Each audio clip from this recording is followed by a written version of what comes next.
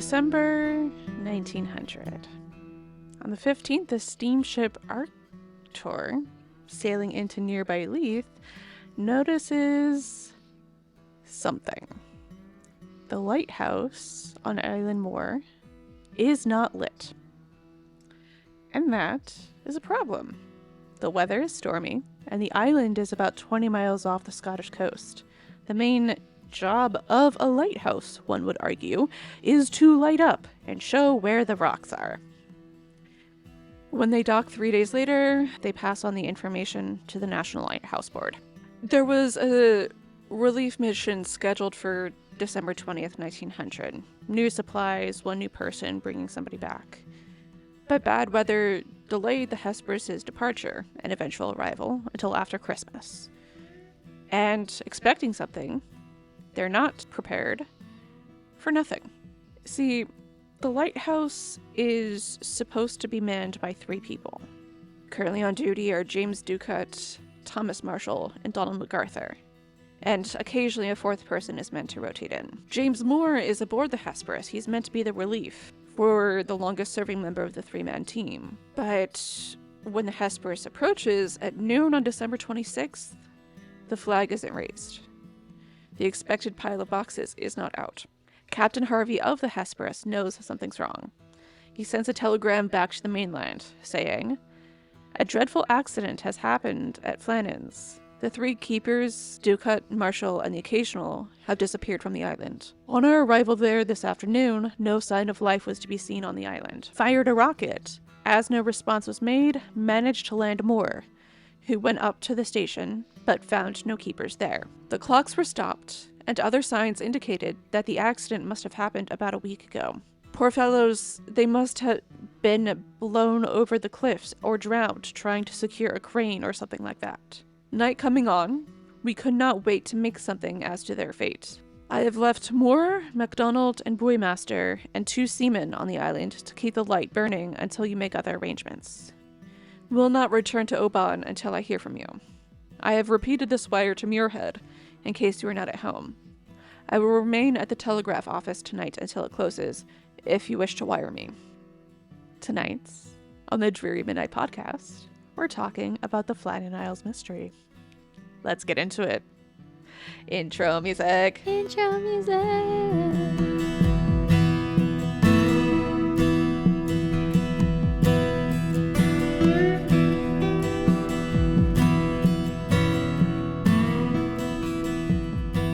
That's creepy.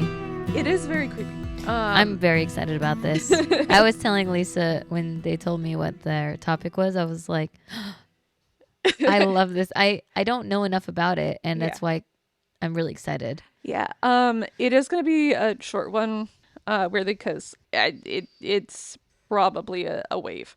It's probably a wave. Well, I mean, I thought mine was going to be short, and then we ended up talking for a lot. Like 45 minutes. So, yeah. All right. We'll see. So, the scene is 2 of the 3 coats are gone. Since they should be expecting the relief boat, there's usually supposed to be a pile of boxes to take back to the mainland, and that wasn't there. Logbooks are not completely filled out, which is how they figured out it's probably around a week. And there have been other things written and produced about this, including like a long poem in 1912, and that says that the food was still on the table and the chair was knocked over, but that was likely made up for the poem. Oh, really? Yeah. That's sad. That ruins a little. It does ruin it a little bit, yes. And it is really creepy because like Moore himself, the relief guy, like doesn't really he walks on and is immediately creeped out, right? Yeah. Even though it's the middle of the day at that point. I mean, I would be creeped out too. Yeah. Heck. But yeah, so the Hesperus approaches, they like light a flare, they blow the whistle, and there's usually supposed to be like this is supposed to be a hello, and then the lighthouse is supposed to send a hello back, and they don't. And so on the island, the men scour every corner to try and figure things out. But a box at 33 meters or 108 feet above sea level had been broken, and this was on the west side, and its contents had been strewn about. Iron railings were bent over, the iron railway by the path was wrenched out of its concrete, and a rock weighing more than a ton had been displaced. Oh my God. So on top of the cliff at more than 600 meters or 200 feet above sea level, turf had been ripped away as far as 30 feet in Oh my God. from the cliff's edge. The ocean scares me so much. The ocean is scary. The ocean is scary and it's unforgiving. Yeah. I mean, thalassophobia is a real thing. I have that. Also, there's a wild little thing about the geography of the islands. This is also from Wikipedia, but the coastline of Eilean Mor is deeply indented with narrow gullies called geos. The west landing, which is situated on one of these, ends in a cave. Tunnel under the rock, cave at the end of the tunnel. Got it. In high seas or storms... That sounds like a nightmare too, also. I know I also hate caves, so... Yeah. In high seas or storms, water would rush into the cave and then explode out again with excessive force. It was possible that MacArthur, one of the three that was already there, saw a series of large waves approaching the island, and knowing the likely danger to his colleagues, ran down to warn them, only to be washed away. That would suck. Because if he was already down there, he had his stuff on. Yeah. So two of the three coats had gone. So it could be that MacArthur had registered what was happening and just like got his shoes on without his coat. Like no time they to were already down there. Yeah. And it swept all three of them away. Yeah, because if you're on an isolated island, usually like they have 2 to 3 people there, so like one person can stay and one person can like lock down the materials that are outside if you need to, right? And also just like taking breaks and all that. The last written entries in the keeper's log were for December 13th. Again, the relief ship comes on the 26th. But the particulars for 14th December, including the time of extinguishing the light on 15th December, along with the barometer and thermometer readings and a state of wind. Okay. So like all of that information, like the barometer, the wind, the whatever, they had on like a slate, like today's stats, and then you put the stats in the logbook that day. So the today's stats slate was was like partly filled out, but they weren't in the logbook yet. So it was like literally like just the interrupted their day. Yeah. So like on December 15th, and this is from the Northern Lighthouse Board, they go on to say everything was in order, the lamp was ready to be lit, and it was evident that the work of the forenoon on the 15th had been completed. This indicated that the men had likely disappeared the afternoon of Saturday, December 15th. Because, again, the morning wind had been taken. But the evening stuff wasn't done. Yeah. And the today's stats slate had not been put officially into the log, which is why it's so spooky. Something about things happening in the middle of the day is almost creepier. Yeah. Because you don't expect things, like you expect to be safe. Yeah. In the middle of the day. You know what I mean? Yeah. You expect to be able to see everything. You can see danger. Yeah. But then, yeah. You know, nature is unforgiving. Yeah. Nature is, in fact, unforgiving. And also not predictable. Not at all predictable. Moore, the replacement guy, he was due for relief duty. This is a letter from him, and he says, as you are aware, the relief was made on the 26th. That day, as other relief days, we came to anchorage, and not seeing the lighthouse flag flying, we thought they did not perceive us coming. The steamer's horn was sounded several times, still no reply. At last, Captain Harvey deemed it prudent to lower a boat and land a man if possible. Yeah, imagine you go to the lighthouse and it's dark not there. And there's no flag and there's nothing. Yeah. So Moore is the first to go. I went up, and on coming to the entrance gate, I found it closed. I made for the entrance door leading to the kitchen and storeroom, found it also closed, and the door inside that, but the kitchen door itself was open. On entering the kitchen, I looked at the fireplace and saw that the fire was not lighted for some days. I then entered the rooms in succession, found the beds empty just as I left them in the early morning. I did not take time to search further, for I only too well knew something serious had occurred. I darted out and made for the landing. When I reached there, I informed Mr. McCormick that the place was deserted. He, with some of the men, came up a second time, so as to make sure, but unfortunately the first impression was only too true. Mr. McCormick and myself proceeded to the light room where everything was in proper order, the lamp was clean, the fountain full, blinds on the windows, etc. We left and proceeded back on board the steamer. again, a few folks stay on shore just Mm-hmm. to make sure that like somebody turns this lighthouse on. Yeah. And the next day, the 27th, they like walk around the island again, trying to see what the deal was. Yeah. And again, this is where they find out nothing appears to touch at East Landing to show that they were taken from there. Ropes are all in their respective places in the shelter, just Mm. as they were left after the relief on the 7th. On the west side, it was somewhat different. We had an old box halfway up the railway for holding West Landing mooring ropes and tackle, and it has gone. Some of the ropes, it Mm. appears, got washed out of it. They lie strewn on the rocks near the crane. The crane itself is safe. The iron railings along the passage connecting railway with footpath to landing and started from their foundation and broken in several places, also railing round crane, and handrail for making a mooring rope fast boat is entirely carried away. Now there's nothing to give us an indication that it was there that the poor men lost their lives, only that Mr. Marshall had his sea boots on and no oilskins, and also Mr. Oh. Ducat had his sea boots on. He had no oilskin and only an old waterproof coat, and that is away.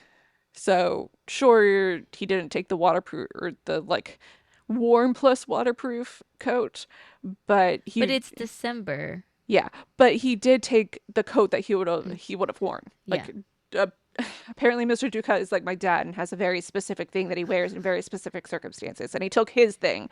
So like clearly he was gone. Um Yeah.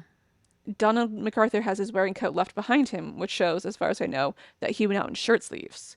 So no warm inducing thing of any Which circumstance. means probably in a hurry. Because if you're in December and it's the ocean and you're going in a t-shirt, Yeah, that's that's a not lot. like, oh, I'm just warm. I'm gonna stroll Yeah. along, see what the No, deal that's like, is. Yeah, dude, you need something. yeah, you need something. Also, Because ocean water is like it's so cold. cold. And ocean wind is so cold. Especially this was the Atlantic Ocean, right? Yes. That's even colder Yeah. than the Pacific Ocean. I Yeah. mean, my frame of reference Pacific because that's where I grew up. But Atlantic is Yeah. like, Well, I mean, it's also West Coast Atlantic, which I think there's some differences between West Coast and East Coast, regardless of which ocean, right? that's fair.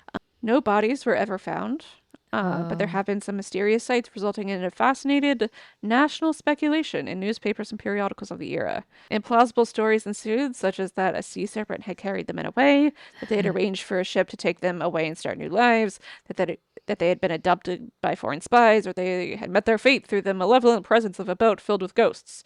mm, Um, which I feel like I could also do a ghost episode on. In a first-hand account made by Moore, the relief keeper, he stated that the kitchen utensils were all very clean, which is a sign it must be after dinner sometime that they left. Over time, a story has developed about unusual logbook entries, TBD on if they're actual, yeah. including that MacArthur had been crying. He was a veteran mariner with a reputation for fighting, and thus it would be weird for him to crying in response to a storm. Yeah, Yeah, that's what I had heard. yeah. Like, But they're all experienced lighthouse keepers who knew they were in a secure structure 150 feet above sea level and should have known they were safe inside. Furthermore, no storms were reported in the area between the 12th and the 14th of December. hmm. The Here, final log entry is said to have been made on December 15th, stating, "Storm ended, sea calm, God is over all."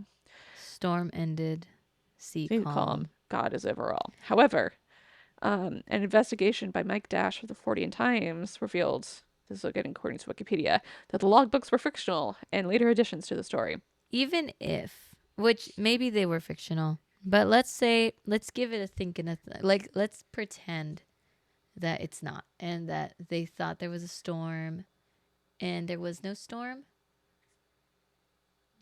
I know it's not complete isolation because you have two other people with you, Yeah. but being in semi isolation or isolation for weeks, months, maybe, Yeah. really does stuff to the brain. Yeah. And one theory is potential for interpersonal drama as well, because MacArthur, again, is known for fighting, so maybe it wasn't necessarily that a wave swept all three of them off, but like maybe MacArthur got Murder. into a fight with one or the other, and then something water, something physics, one or both of them fall over, and then something else happened to the third one. Yeah. But then what else happens to the third one, right? I guess that's the thing. Like there's the more likely theory, the most likely theory, but all in all, you never actually know. Yes. And so there's other theories on Reddit, because there's always theories on Reddit. Oh, I love Reddit theories. Yeah. One interesting one that I came across was, what about mercury poisoning? Because Ooh. lighthouses would use Yes. huge tubs of mercury to hold the actual light, so it would be a near frictionless way for the light to keep spinning. But no actual like follow-up on what the mercury situation there was like.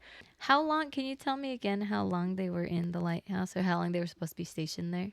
So MacArthur was the third sort of rotate out one, and he had been there. He was meant to be there this December 7th through end of December-ish, so about 2 weeks. Because, again, the relief was meant to be scheduled to leave the 20th and left a few days later and got there on the 26th. And the other two men? Do you know? I do not know. There is also one theory from Reddit saying Urgot may have played a part in the interpersonal drama as well. Like the witch trials. Like witch trials, yeah. And that may have played a part in the interpersonal drama. However, did not know if anyone actually looked into the status of the food. And even so, if the last confirmed report was December 15th, you don't know when the Urgot got there, if it did at all. Still, very spooky opening. Yeah. I really do think it's the wave theory. Which is also terrifying. Like, don't discredit people just because it's not a ghost or mental, like, hallucinations or whatever. Do not discredit how scary a wave is. Yes.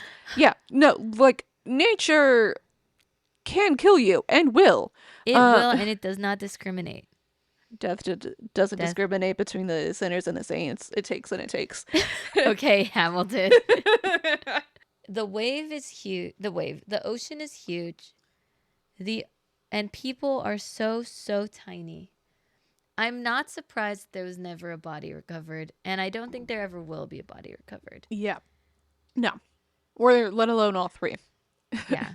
I don't think we'll ever know what actually happened there. Yeah. But I think either way, it's a tragedy. Yeah. And at that point, the lighthouse was only about a year and a half old. Like, it had been dedicated 1899. How long did the lighthouse run for? Is it still up? Yeah. Oh, first lit on December 7th, 1899. So it was really about a year old. It's still around, but it was automated in 1971. So no 3 to 4 person team officially manning it anymore. Good. Technology really has saved lives in so many ways. Yeah. I hope for their sake their deaths were swift and painless. Yeah. Or at least that they lost consciousness before the pain. Exactly. But yeah, that is the very brief episode on Flannan Isles Mystery. If you want something that's like 6 hours and more in depth, Astonishing Legends, I think, did a really long series on the Flannan Isles Mystery. But they did 13 hours on the Patterson Gimlin film. So I feel like you could have done 13 hours on that. Well, but all of that to say, they're known for being very, very in depth and like exploring every single avenue to like the logical and slightly beyond conclusion. So if you want something like that, Astonishing Legends has a really great episode on it as well. Yeah. But if you want our sources, go to drearymidnightpod.com. If you want to support us with money, patreon.com/drearymidnight. And if you want to send us corrections, ideas, spooky stories of your own, drearymidnightpodcast@gmail.com. Yeah. And follow us on Instagram @drearymidnightpod. And don't we have a YouTube now too? Yeah, we auto-publish to YouTube now as well, so subscribe over there. It's going to be the same content. With all that said, be cautious around large bodies of water. Always. Always. Safe travels home on this dreary midnight. Good night. Good night.